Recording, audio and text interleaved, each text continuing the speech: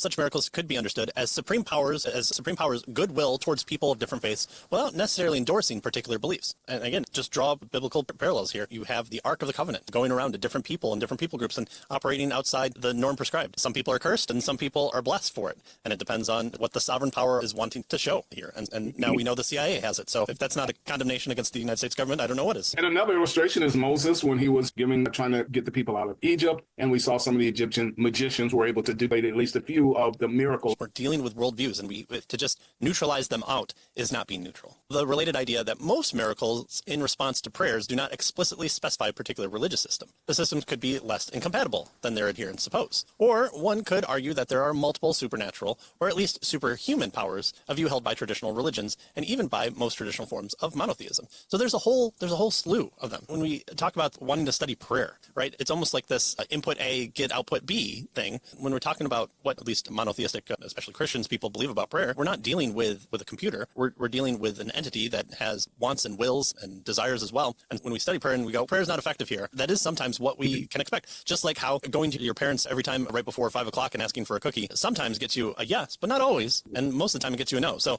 we can assume that there are no parents anywhere because they've said no so many times. And nothing happened, right? Exactly. The button and nothing happened, there's no parents, right? Yeah, exactly. I push the cookie button. So would we have to understand the idea of what actually is being talked about rather than this kind of naturalistic system that we're wanting to compare it to? We need to realize that there's a whole slew of different responses that can come about for this, and just throwing up our hands and saying there's no good explanation is lazy. And honestly, we all know the reason for it. It's because we don't want to deal with it or we want to scoff at it. So that's the true form there. And so he tells us one need not subscribe to any of the particular one or a combination of these responses to acknowledge that Hume's objection is massively vulnerable to logical criticism that he failed to anticipate.